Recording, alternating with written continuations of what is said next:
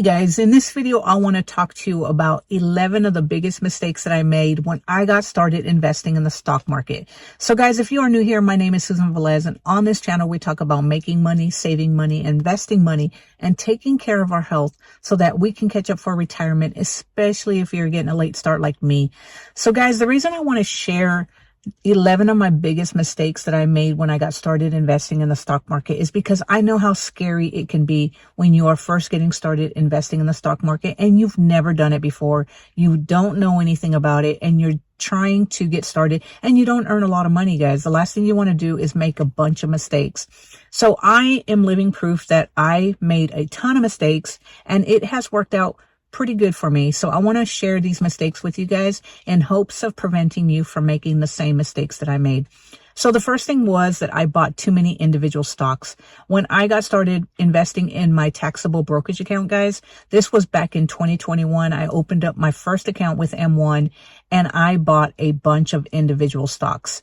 Now, if you are just getting started and you don't feel comfortable owning individual stocks, there's no reason to invest in individual stocks. You can invest in index funds or ETFs and spread out your diversification. That way you can sleep better at night. So if you don't know what you're doing and you're just getting started, I recommend avoiding the individual stocks and getting started with something like an ETF or an index fund. Number two, guys, is that I purchased too high. So I purchase a lot of individual stocks in the hopes of that eventually they will be able to be 2x, 10x, 5x, or 4x later on down the road when I am getting ready to actually use that account. And a lot of my individual stocks are in brokerage accounts. Actually, all my individual stocks are in brokerage accounts. In my retirements, guys, I have nothing but index funds. So the purpose with individual stocks is I buy them in hopes that I will be able to find something that's going to be profitable. I'm buying in low and then hoping in 5 to 10 years that stock will be able to 2x, 5x, or 4x down the road, kind of like Nvidia did, guys. I didn't get in on the Nvidia, but my partner did, and she was able to increase her profits a lot faster than just a regular ETF and index fund. So that is the reason that I try to buy low, and then when the time comes and I'm ready to sell, I can take profits from that individual stock and then just ride the wave with house shares. I haven't been fortunate enough to do that because as I said, I just got started investing not too long ago. But the one stock that I have to say that I did pretty good with is SoFi. Now, I don't know how SoFi is going to do 5 years down the road. When I first bought that stock, I bought it too high. But what I did was I kept buying shares, and now I own 197 shares of SoFi with an average cost basis of $4.72. So the lower that you can get your cost basis down, guys, the better you're going to have chance of actually getting some profit from that stock. Now, that said, you don't want to buy too many shares and have a big portion of that stock if you are buying individual stocks. So you have to, when you first start buying, guys, you want to make sure that you nibble on the stock, meaning that you buy a very small portion, especially if you don't have a lot of money. You want to just nibble on a stock when it's in the red. If after you've done your due diligence, and it is a good stock and you want to move forward and invest, you want to just buy a small share. In case that stock price drops, then you always want to constantly be buying. That way you lower your cost basis. So guys, there is a lot to learn about lowering your cost basis, finding out the valuation of the company and whether or not you should keep buying that stock. So you want to make sure that you do your due diligence and understand what you're buying and where you're buying it at. Number three, guys, is I followed blindly. So when I got started investing in 2021, my taxable brokerage accounts, I even did this for my retirement, guys. I had no clue what I was doing. I found a couple of YouTubers and invested in the same thing that they did. Luckily, it worked out for me. Everything is doing great, but if you follow blindly on somebody on YouTube and they have no clue what they're doing, they might sound like they know what they're doing. But guys, you never want to follow somebody blindly. You don't want to do that. It's your money. You want to make sure you know where you're putting your money. That way you can sleep good at night. So never follow anybody blindly, not even me, guys. Make sure that you do your own due diligence, and it will take time for you to understand how to read a stock, know whether it's the right one for you, where to invest your money. And if you don't feel comfortable doing that, guys, then you can always get a financial advisor who will help you get started investing in the stock market. Number 5, guys, is I got started too late. As you know, guys, I am late to saving for retirement. I never saved a penny. I didn't understand the stock market. I never had anybody show me anything. And it wasn't as easy to invest in the stock market in the 90s when I grew up. And it took me forever to finally get involved in the stock market because I always thought it was too late for me. I didn't understand it. I thought I didn't make enough money. Guys, if this is you, you have to understand that the stock market, it doesn't matter how old you are. It's never too late to get started. Even if you don't have a lot of money to get started with, we all start with $1. And even if you have to buy fractional shares, that's the best thing about today, guys, is you don't need to buy a whole share of something. If you just have $50 that you can do a month, you can do that. Just get started today. Number 6, guys, is I stopped buying. So there was a point back when I was buying all the time. It didn't matter whether the stock market was red, green, or whatever. I stopped buying.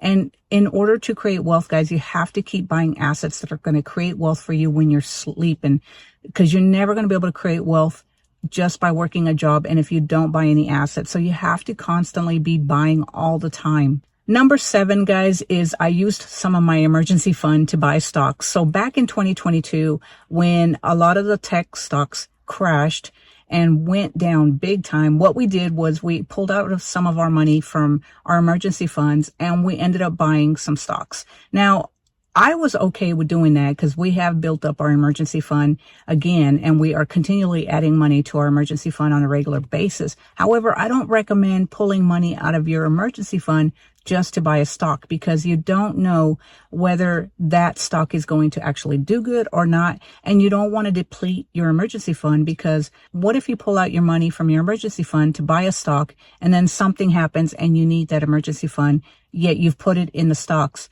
And if you have to sell your stocks early, guys, and the market is red, then you're going to lose a lot of your money to actually get some money out of your stock. So you want to make sure that you leave your emergency fund alone and only invest money that you can stand to lose.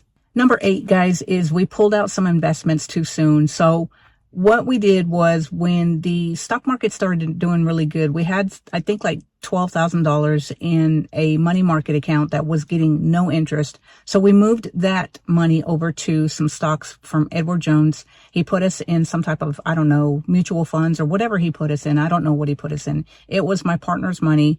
We've been saving that money for a vehicle.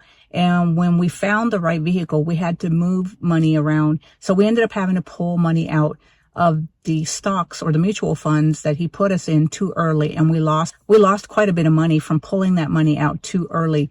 So you want to make sure that you are not pulling out money too soon. You only want to invest money in that you're not going to need in the next 5 to 10 years. So make sure that you understand that when you're getting involved in the stock market, because if you need the money in the next year, you should have that money in a high yield savings account, T-bills, a CD, or something that you can access that money a year down the road without having to sell your stocks if the stock market is not doing as good as you hoped it would be doing.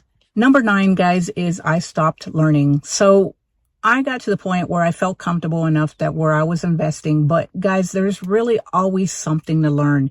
If you are new to investing, I think that is something that you have to continually learn. This means that you have to read forums, you have to listen to podcasts, watch videos, learn from books. Just keep learning. There's always something you have to learn. Now, if you are the type of person who is more of a hands-off type of investor, that's fine. You can invest in index funds and ETFs, and then you don't have to really know anything, because you're diversified and you're taking on less risk. However, if you're getting involved in individual stocks, then there's something that you always should be learning. You have to learn how to read a company's valuation, their profits, whether or not it's a good company to invest in, and whether or not you're buying at the right price. So there's a lot to learn, and you have to continue learning. And number 10, guys, is you cannot be scared to sell a stock.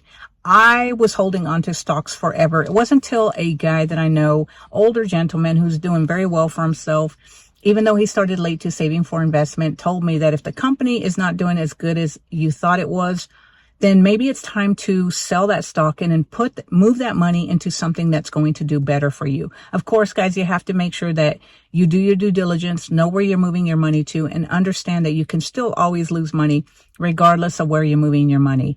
So you have to understand when the best time to sell is. And if that company is not doing good for you, then there's nothing wrong with selling it. I used to be of the mindset that I thought that once you buy a company, you hold on to it forever, because that's what I always read was you never want to sell. But that's not necessarily true, guys. If the fundamentals of the company have changed or it's just not growing, then you want to sell the stock. And number 11, guys, is never get attached to a stock. I know a lot of people say that when they buy a stock, they're never going to sell it because they just love the company. Guys, I know, because that's what I used to read all the time. When you buy a company, you never want to sell it. So first of all, you don't want to buy a company if you don't know why you're buying the company or you know nothing about the company. But you never want to fall in love with the stock, guys. You're buying a stock because the hope is that it's going to create wealth for you. If that stock is not doing its job or it's falling or you're losing money, then it's time to sell. That said, guys, if the market is doing bad and it's in the red and the company is still good, all the fundamentals are the same, nothing's changed, the stock market is just doing bad, it doesn't mean you want to sell. You have to be able to learn how to ride the waves too and know when to sell. And this is why it's so important to understand what you're buying, when you're buying, and whether or not it's a good company and whether or not you think that that company is going to be good. Now, that said, guys, there's no guarantee that if you buy a company today that in 10 years it's going to be doing great. So you have to keep an eye and understand what you're buying. And that's why it's so important to always be learning and understanding what you're getting into.